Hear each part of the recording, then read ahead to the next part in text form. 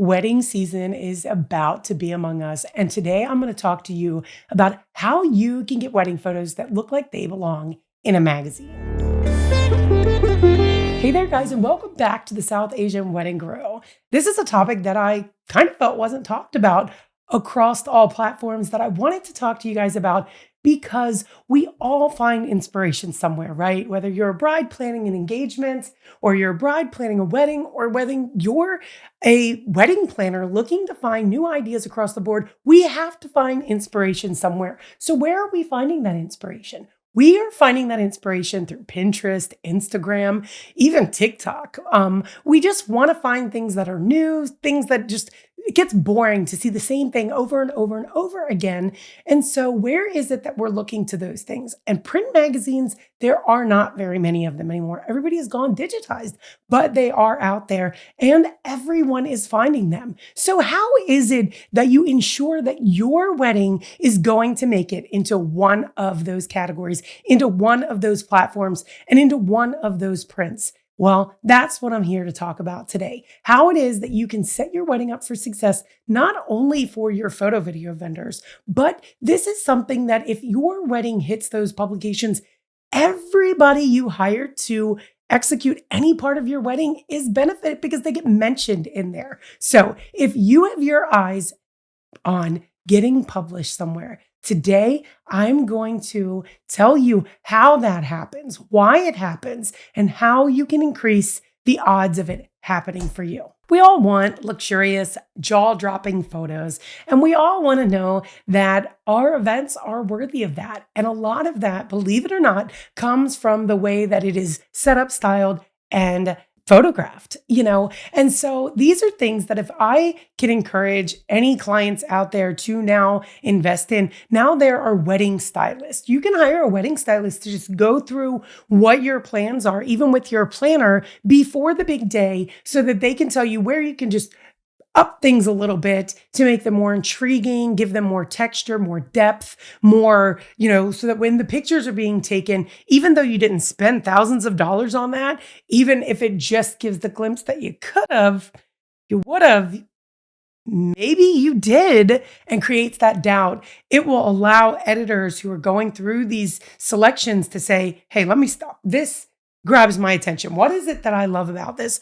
And they'll stay on it longer as they have to separate it to compete with others. We know as professional photographers who have submitted this, who there probably isn't a publication within the United States that I have not been published in or have not been a part of the publishing process or evaluated or fallen into one of those categories. And so it's very important to know what it is that they're looking for. Why is it that they're looking for those? It's a little bit of a psychological way of looking at it through the eyes of somebody who's not a planner, who is not a photographer, who is not the cake person, who is not doing your bridal attire and stuff like that. We look at things in accordance to our trades, but the people that are selecting these to go within these publications and these platforms are looking at them from a you perspective, right? What it is that the viewer wants to see, what it is that they want to see. They're not looking for the prettiest pictures, but they are looking for the pictures that evoke the most inspiration, that show the most creativity. They're not necessarily looking for the weddings that have the most money spent on them, but the most time. And so if you really want to increase your odds in being in one of those publications, you got to do things that other people aren't doing. This doesn't mean spending more money than everybody else.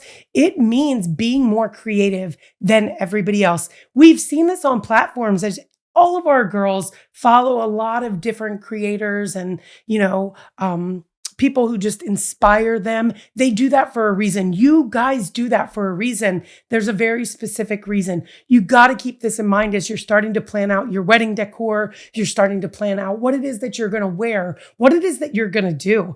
If magazines and publications are super important to you, this is part of your planning process, and you have to take it seriously because there are a lot of weddings happening all over the globe that are vying for these people's attentions. And if you are not going to catch one of those, then you wind up being in just a digital publication that is pretty much taking everybody in order for them to be able to be that lookbook kind of feel so that you can get inspiration, whether you're a lower budget bride or you're a higher budget bride. They'll just publish anything because it's very important for them to be able to just show a good mix of what the possibilities are, because not everybody has $1 million to spend on their wedding. So keep this in mind as you have your heart and your eyes and your mind set on the fact that you really want to be in a publication.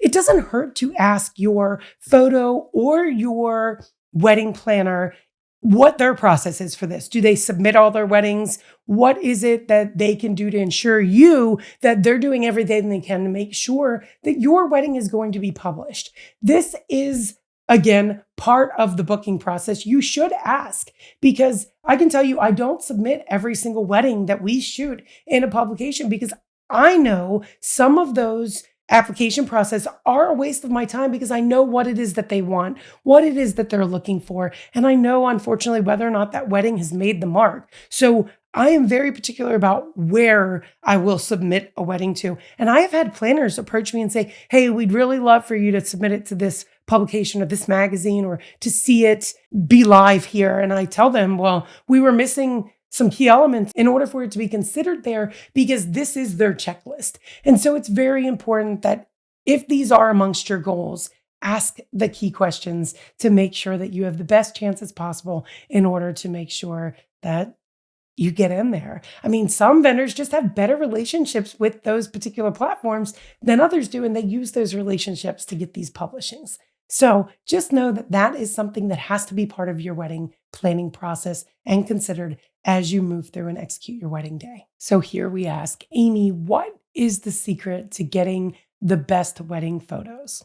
Well, you have to have a mix of everything. You have to have a mix of great venue pictures. You have to have a mix of getting really good getting ready shots. And I'm not talking about just the details. I'm talking about being able to have that last 15 minutes with the bride in the room where you can do those bridal portraits where it looks like she's in thought, in moment. The pictures where she doesn't have makeup brushes in her face and, she's actually finished and she's doing like those last bit of primping. Everybody, has to have these pictures. If you go through galleries and you see people posting similar photos or whatnot, it's because they have to have them. Editors want the getting ready, and they want all different angles of that getting ready. They want to make sure that they can put a different spin on that, whether it's with the girls or the mom or the dad, aunt, uncle, whether it's the ring bearer or the flower girl, whoever is a part of this. They want an angle that they don't see very often, but evokes some kind of emotion. That's what they're looking for. They're not looking for the perfect portrait, but they're looking for that portrait that has a lot of things of perfection within it. And it's very important that you make sure that you've flexed your schedule out enough to do that getting ready, have the venue shots, do the detail shots, get the great ceremony decor shots before it's undisturbed. Like, a lot of people do want to see those, especially if it's a magazine that is supposed to be inspirational. They want a picture, like we have some publications like Grace Ormond, they actually want movement in their pictures, I've noticed, because if you have a reception picture, they don't want the empty reception. They want people like in motion, moving around, right? Whereas you have other publications where they want all the details of the reception and the reception before anyone enters in the room, because they want to show how everything's laid out and the beauty of that. And you can't show that when everybody's walking around a room and you snap a picture. So these are things that are important as well. They want depth to their pictures where, you don't want the same centerpieces where everybody's had the like little ball on top and then the little candelabra stick at the bottom. They're looking for something different. They're not looking for expensive, but they're looking for something different. And being able to engage in that through images is important by giving your team the time that they need to shoot those pictures. Again, I'm going to say venue, getting ready, first look, couples pictures, bridal party, family pictures. And these aren't just standardly taken pictures, but your photographer has to be able to engage and kind of as you're moving through it, create this laughter in what would be a normal standard picture, but what winds up being like a really great moment. Those happen in between the perfect pictures. And that's why hiring the best photographer for your needs is so important. There are so many of us out there, but not all of us are going to meet the needs of each individual bride. So make sure you do your research and find the one that meets you where you want to be. So after you do those family pictures, bridal party pictures, and then you have all your entrances, remember, photographers have to set up lighting. You can't just have beautiful light from a camera flash. You can't. It's not possible. If it was possible, nobody would ever buy additional lighting gear. So know that your team has to know how it is that they're creating the most